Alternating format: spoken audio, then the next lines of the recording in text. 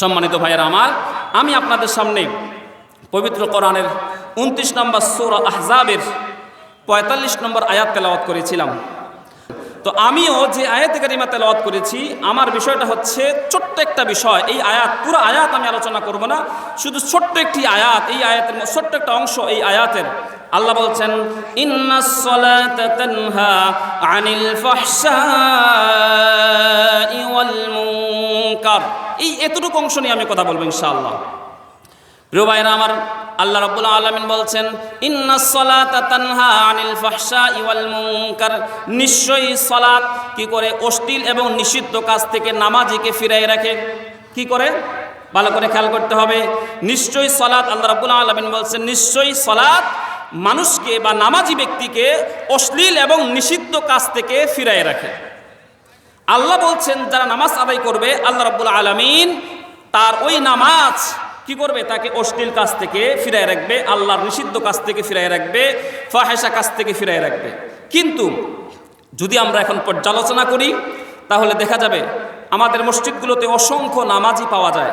বিশেষ করে মৌসুমি নামাজি আছে, সাপ্তাহিক নামাজি আছে, বার্ষিক নামাজি আছে, আছে না?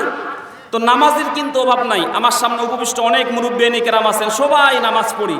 কিন্তু যদি আমরা দেখি, আত্মপর্যালোচনা করি, একটু স্টাডি করি নিজের লাইফস্টাইলকে নিয়ে, তাহলে আমাদের সামনে বেরিয়ে আসবে আমরা যারা সালাত আদায় করি, অসংখ্য ব্যক্তি রয়েছে সালাতও পড়ে আবার গুনাহের সাথে সম্পৃক্ত, পাপের সাথে সম্পৃক্ত, অশ্লীল কাজের সাথেও সম্পৃক্ত, আল্লাহর নিষিদ্ধ কাজ, হারাম কাজের সাথেও সম্পৃক্ত। আবার কি করতেছে? সালাতও আদায় করতেছে। চেহারা সুরত মাশাআল্লাহ কোনো দিক থেকেই কি নাই, কম নাই, মাশাআল্লাহ। মাথায় টুপি আছে, মুখে দাড়ি আছে এবং সুন্নতি পোশাক আদি সব কিছুই আছে, সালাতও আদায় করতেছে। আবার উনি কি করছেন? সুদের সাথেও সম্পৃক্ত, উনি ঘুষের সাথেও সম্পৃক্ত, উনি দুর্নীতির সাথেও সম্পৃক্ত, অন্যের অধিকার হরণ করার ক্ষেত্রে উনি সম্পৃক্ত। অর্থাৎ কোনো জায়গার ওনার কি নাই, পদচারণা বাকি নাই। এজন্য একজন কবি বলেছিলেন, মসজিদ মে যাকর তসবিহ পড়ো, হোটেল মে যাকর শরাব भी पियो, शैतान भी नाराज ना हो, अल्लाह भी ना खुश रहो। যে মসজিদে যায়, আবার মদের আড্ডাখানাতেও যায়, যাতে আল্লাহ বেজার না হয় এবং শয়তানও কি না হয়, না খুশ না হয়। দুইজনকেই সন্তুষ্ট রাখতে চায়। আছেন এরকম মানুষ, নামাজও পড়ে আবার কি করে? অসংখ্য অনৈতিক কাজের সাথেও সম্পৃক্ত হয়। এই বিষয়ে আমি বলতে চাই, একটি হাদিস আপনাদেরকে স্মরণ করে দিতে চাই।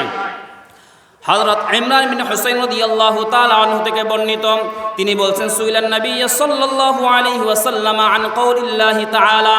আল্লাহ রাসূল সাল্লাল্লাহু আলাইহি ওয়াসাল্লামকে এই আয়াত সম্পর্কে জিজ্ঞাসা করা হলো, ইয়া রাসূলুল্লাহ, ইয়া হাবিবাল্লাহ। আল্লাহ বলছেন, ইন্নাস সালাতা তানহা আনিল ফাহশাই ওয়াল মুনকার। এই আয়াতের ব্যাখ্যা কি? অর্থাৎ একজন মানুষ নামাজ পড়লে তাকে অবশ্যই তার নামাজ কি করবে? অশ্লীল থেকে, নিষিদ্ধ কাজ থেকে ফিরিয়ে রাখবে। কিন্তু আমরা দেখতে পাই একজন মানুষ নামাজও পড়ে কিন্তু আবার অশ্লীল কাজের সাথে সম্পৃক্ত হয়, বেহুদা কাজের সাথে সম্পৃক্ত হয়, আল্লাহর নিষিদ্ধ কাজের সাথেও সম্পৃক্ত হয়। তাহলে এর ব্যাখ্যাটা কি? আল্লাহ রাসূল সাল্লাল্লাহু আলাইহি ওয়াসাল্লাম বললেন, মাল্লাম তানহাহু সালাতাহু আনিল ফাহশাই ওয়াল মুনকার ফালা সালাতা লাহু। রাহু ইবনে আবি হাতিম এই গ্রন্থের মধ্যে আসছে, আল্লাহ রাসূল বলছেন, মাল্লাম তানহাহু সালাতাহু আনিল ফাহশাই ওয়াল মুনকার। যার নামাজ তাকে অশ্লীল এবং নিষিদ্ধ কাজ থেকে ফিরাইতে পারে নাই, আল্লাহ রাসূল বলছেন, ফালা সালাতা লাহু, ওই ব্যক্তির সালাত হয় নাই। যার নামাজ তাকে নিষিদ্ধ, আল্লাহর নিষিদ্ধ এবং অশ্লীল কাজ থেকে ফিরাতে পারে নাই, আল্লাহ রাসূল সাল্লাল্লাহু আলাইহি ওয়াসাল্লাম বলছেন, তার নামাজ হয় নাই।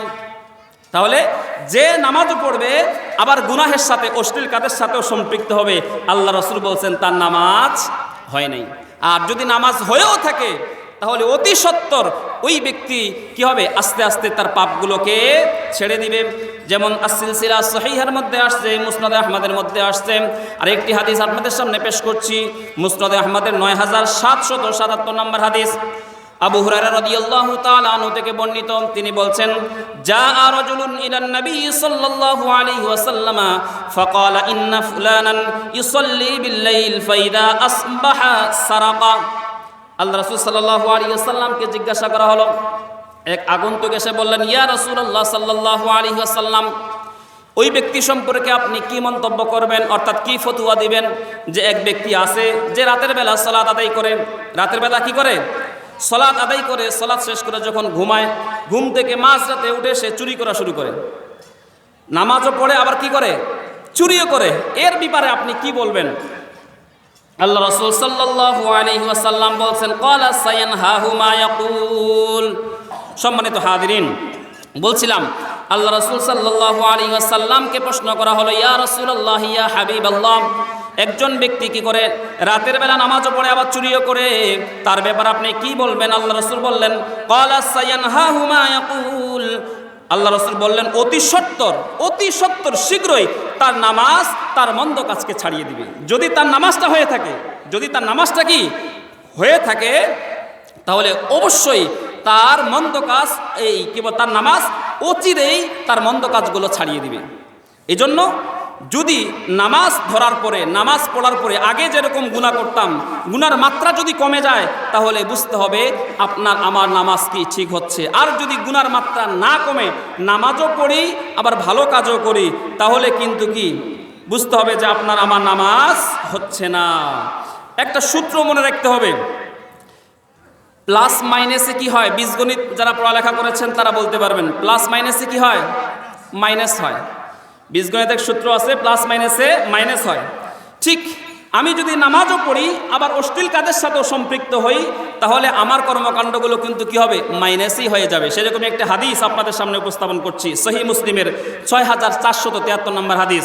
প্রখ্যাত সাহাবী আবু হুরায়রা রাদিয়াল্লাহু তাআলা আনহু থেকে বর্ণিত, আল্লাহ রাসূল সাল্লাল্লাহু আলাইহি ওয়াসাল্লাম জিজ্ঞাসা করলেন সাহাবায়ে কেরামকে, আতাদরুনা মাল মুফলিস? ও আমার সাহাবীরা, ও আমার প্রিয় সাহাবীরা, তোমরা কি জানো মুফলিস অর্থাৎ নিঃস্ব ব্যক্তিকে, অসহায় ব্যক্তিকে? ক্বালু, আল্লাহ রাসূলের সাহাবীরা জবাব দিলেন, আল মুফলিসু ফিনা মাল্লা দিরহাম লাহু ওয়ালা মাতা। আল্লাহ রাসূলের সাহাবীরা জবাব দেন, ইয়া রাসূলুল্লাহ, আমাদের মধ্যে নিঃস্ব এবং অসহায় হচ্ছে ওই ব্যক্তি যে যার টাকা পয়সা নেই এবং ধন সম্পদ বলতে কোনো কিছুই নেই। আল্লাহ রাসূল সাল্লাল্লাহু আলাইহি ওয়াসাল্লাম বললেন, তোমাদের কথা সঠিক নয়, বরং আল্লাহ রাসূল বলছেন, ফাকালা ইন্নাল মুফলিসা মিন উম্মতি ইয়াতি ইয়াউমাল কিয়ামাতি বিসালাতিন ওয়া সিয়ামিন ওয়া যাকাতিন ওয়া ইয়াতি ক্বাদ শাতামা হাদা ওয়া কাযাফা হাদা ওয়া আকালা মালা হাদা ওয়া সাফাকা দামা হাদা ওয়া দারাবা হাদা ফায়ুতা হাদা মিন হাসানাতিহি ওয়া হাদা মিন হাসানাতিহি ফাইন ফানিয়াত হাসানাতু ক্বাবলা আন ইয়াকদা মা আলাইহি উখিদা মিন খাতায়াহুম ফাতুরিহাত আলাইহি সুম্মা তুরিহা ফিন্নার। আল্লাহ রাসূল সাল্লাল্লাহু আলাইহি ওয়াসাল্লাম নিঃস্ব ব্যক্তির উদাহরণ দিলেন এভাবে। আল্লাহ রাসূল বলছেন, আমার উম্মতের মধ্যে সবচেয়ে নিঃস্ব এবং অসহায় হচ্ছে ওই ব্যক্তি যে ব্যক্তি কিয়ামতের দিন অসংখ্য সালাত আদায় করেছে, সালাতের সওয়াব নিয়ে কি হবে? সে হাজির হবে। এবং ওয়াসিয়ামিন, এবং নিয়মিত রোজা আদায় করেছে, সেই রোজার সওয়াব নিয়ে হাজির হবে। ওয়া যাকাতিন, এবং নিয়মিত যাকাত দিয়েছে, দান খয়রাত করেছে, এরকম ভালো কাজ নিয়ে সে হাজির হবে। আবার পাশাপাশি ওয়ায়াতি ক্বাদ শাতামা হাদা, কাউকে সে গালি দিয়েছে, এরকম গুনাহ সে নিয়ে আসবে। ওয়া কাযাফা হাদা, কারণ আমি মিথ্যা অপবাদ দিয়েছে, এরকম গুনাহ নিয়ে সে হাজির হবে। ওয়া কালামা হাদা, এবং মানুষের সম্পদ কি করেছে? কুক্ষিগত করেছে, দুর্নীতি করেছে, অন্যায়ভাবে গ্রহণ করেছে, এরকম গুনাহ নিয়ে এসে হাজির হবে। ওয়া সাফাকা দামা হাদা, মানুষকে হত্যা করেছে, মানুষের রক্তপাত ঘটিয়েছে। ওয়া দারাবা হাদা, মানুষের উপর নির্যাতন করেছে, মানুষকে প্রহার করেছে, এরকম গুনাহ নিয়ে হাজির হবে। অর্থাৎ ওই ব্যক্তি নামাজও নিয়ে আসছে, সিয়ামও নিয়ে আসছে, দান খয়রাত অর্থাৎ ভালো কাজও নিয়ে আসছে, আবার পাশাপাশি কি খারাপ কাজও নিয়ে আসছে। আল্লাহ রাসূল বললেন, ফায়ুতা হাদা মিন হাসানাতিহি ওয়া হাদা মিন হাসানাতিহি, তখন কি করা হবে? এই যে ব্যক্তি এরকম জিনিসগুলো নিয়ে আসবে, ভালো নিয়ে আসবে এবং খারাপও নিয়ে আসবে, তখন যার হক নষ্ট করা হয়েছে তাদেরকে তার সওয়াবগুলো, এই নামাজের সওয়াব, এই রোজার সওয়াব এবং এই যাকাত দান খয়রাত সওয়াবগুলো কি করা হবে? যার হক নষ্ট করা হয়েছে তাকে দেওয়া হবে। এই প্রত্যেকটা ব্যক্তিকে কি করা হবে? বন্টন করে দেওয়া হবে। দিতে দিতে দেখা যাবে এক সময় তার সওয়াবগুলো কি হয়ে গেছে? শেষ হয়ে গিয়েছে। তখন কি করা হবে? আরো হকদার, আরো পাওনাদার আছে। তখন আল্লাহ রাব্বুল আলামিন নির্দেশ দিবেন যে তাহলে যে সমস্ত পাওনাদার রয়েছে তাদের গুনাহগুলো কি করা হোক?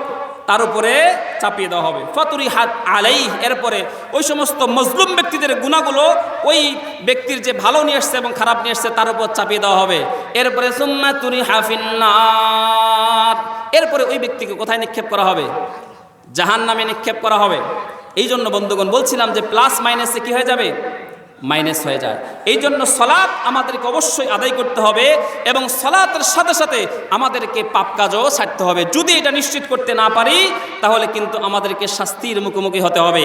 আল্লাহ রাব্বুল আলামিন পবিত্র কোরআনের সূরা আনআমের 120 নম্বর আয়াতে বলছেন, ওয়াযারু যাহিরাল ইসমি ওয়া বাতিনা ইন্নাল্লাযীনা ইয়াকসিবুনাল ইসমা সায়ুজজাউনা বিমা কানু ইয়াকতারিফুন।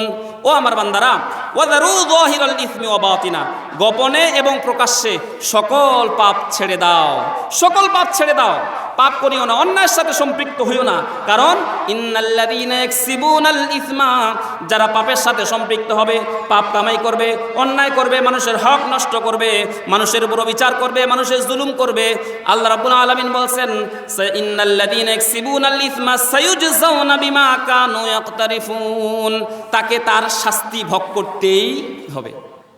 যে যে অন্যায় করবে তাকে তার শাস্তি ভোগ করতেই হবে। এই জন্য বন্ধুগণ, আমাদেরকে মনে রাখতে হবে যে আমি সালাত আদায় করছি কিন্তু আমি পাপ ছাড়লাম না, তাহলে কিন্তু আমাকে সালাত আমার কোনো কাজে আসবে না। অবশ্যই হ্যাঁ, তারপরও চেষ্টা করে যাইতে হবে, সালাত আদায় করতে হবে। যদি কোনো একান্তই কোনো গুনাহ থাকে, আপ্রাণ চেষ্টা করতে হবে সেগুলো ছেড়ে দিতে, আর পাশাপাশি সালাতও চালিয়ে যেতে হবে। হ্যাঁ, যদি এরকম হয় যে সালাত আদায় করছি আর আমার আস্তে আস্তে কি হচ্ছে, গুনার মাত্রা কমে যাচ্ছে, তাহলে বোঝা যাবে যে আমার সালাত কি হচ্ছে, কবুল হচ্ছে। অনেকে নিজেকে প্রশ্ন করতে চায় না যে হায় রে, এতদিন ধরে নামাজ পড়লাম, আমার নামাজগুলো কবুল হচ্ছে কিনা, আমার সালাতগুলো কবুল হচ্ছে কিনা, আমি কিভাবে বুঝবো? এই জন্য ইমাম জাফর সাদেক রহমতুল্লাহি আলীকে প্রশ্ন করা হয়েছিল যে আমার নামাজ কবুল হচ্ছে কিনা আমি কিভাবে বুঝবো? ইমাম আবু হানিফা রহমতুল্লাহি আলীর শিক্ষক ইমাম জাফর সাদেক বলছেন, কেউ যদি জানতে চায়, বুঝতে চায় যে তার নামাজ কবুল হচ্ছে কিনা, সে দেখুক যে নামাজ আদায় করার কারণে তার গুনাহের মাত্রা কমছে না বাড়ছে। যদি গুনাহের মাত্রা কমে তাহলে বুঝতে হবে তার সালাত কবুল হচ্ছে, আর যদি গুনাহের মাত্রা না কমে তাহলে বুঝতে হবে তার সালাত কবুল হচ্ছে না। সম্মানিত হাদিরিন, আর যদি এমন হয় যে গুনাহ তার সালাত ফিরাতে পারছে না, সালাত গুনাহ ফিরাতে পারছে না, তাহলে বুঝতে হবে তার সালাত কাঙ্ক্ষিত মানের সালাত হচ্ছে না। একটা মানুষ নামাজও পড়ে আবার পাপ কাজও করে, খারাপ কাজও করে, ও চরিত্রহীন কাজের সাথেও সম্পৃক্ত, তাহলে বুঝতে হবে তার সালাত হচ্ছে না।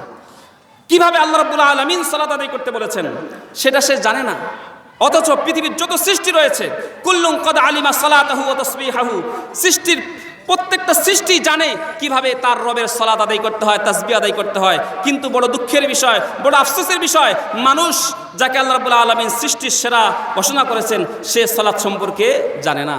এই জন্য বন্ধুগণ, সালাত সম্পর্কে আমাকে জানতে হবে। সালাত সম্পর্কে 12টি জায়গায়, আমি এক নজরে বলে যাচ্ছি, সময় শেষ, এজন্য 12 জায়গায় আল্লাহ রাব্বুল আলামিন সালাত আদায় করতে বলেছেন। আর অনেকগুলো জায়গায় বলেছেন কিভাবে সালাত আদায় করতে হবে। আমরা তো সবাই শুধু হাদিস খুঁজতে যাই, কিন্তু কোরআনে আল্লাহ রাব্বুল আলামিন সালাত কিভাবে আদায় করতে বলেছেন এক নজরে আমি বলছি। 1 নাম্বার, সালাতটা হতে হবে লিল্লাহি রাব্বিল আলামিন। কার জন্য?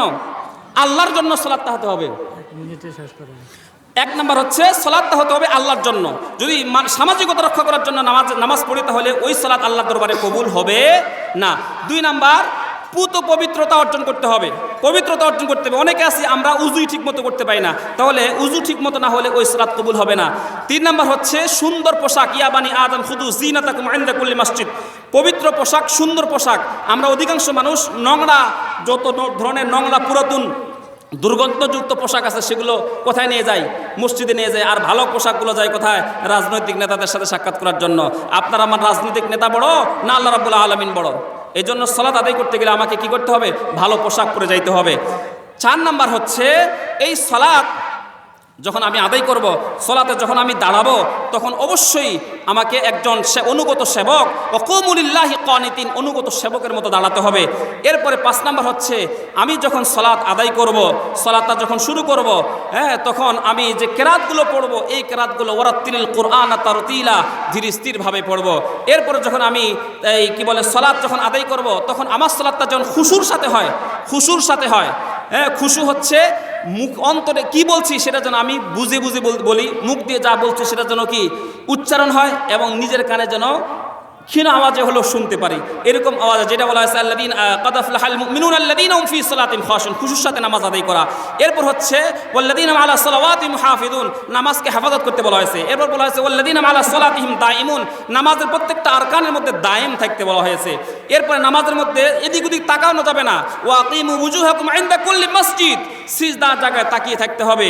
হ্যাঁ, এইভাবে এরপরে নামাজ শেষ করার পরে ফাইদা কাদাইতুমুস সালাত ফাযকুরুল্লাহা কিয়ামান ওয়া কুউদান ওয়া আলা জুনুবিহিম।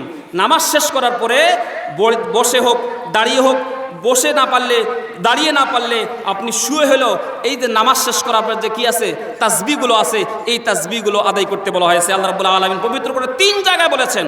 আমরা নামাজ পড়তে যাই নিজের গুনাহগুলো মাফ করার জন্য, কিন্তু এই তাসবিহগুলো আমরা অধিকাংশ মানুষ পড়ি না। সহিহ হাদিসের মধ্যে আসছে, সহিহ মুসলিমের মধ্যে আসছে, যে ব্যক্তি ফরজ নামাজ শেষে 33 বার সুবহানাল্লাহ, 33 বার আলহামদুলিল্লাহ, 33 বার আল্লাহু আকবার বলার পরে 100 বারে গিয়ে লা ইলাহা ইল্লাল্লাহু ওয়াহদাহু লা শারীকা লাহু লাহুল মুলকু ওয়া লাহুল হামদু ওয়া আলা কুল্লি শাইইন কাদির বলবে, আল্লাহ রাসূল বলছেন তার গুনাহ যদি সমুদ্রের ফেনা পরিমাণ হয়, আল্লাহ রাব্বুল আলামিন তার জীবনের সকল গুনাহ মাফ করে দিবেন। তাহলে আমরা এত বড় ফজিলতপূর্ণ একটা আমল, সেটা না করে আমরা শুধু কি দোয়া নিয়ে ব্যস্ত হয়ে যায়, দোয়া করার সাথে সাথেই কি সঙ্গে সঙ্গে দাঁড়ায় গেলাম না। নামাজটা শেষ করার পরে আমাকে কি করতে হবে? এই তাসবিহগুলো পড়তে হবে। এটা কোরআনের নির্দেশ। আল্লাহ রাব্বুল আলামিন আমাদেরকে সঠিকভাবে সালাত আদায় করে এই সালাতের মাধ্যমে যেন আমরা সকল অন্যায় থেকে বিরত থাকতে পারি। আল্লাহ সুবহানাহু ওয়া তাআলা আমাদেরকে সেই তৌফিক দান করুক। আমিন। ওয়া মা তৌফিকি ইল্লা বিল্লাহ। ওয়াসসালামু আলাইকুম ওয়া রাহমাতুল্লাহি ওয়া বারাকাতুহু।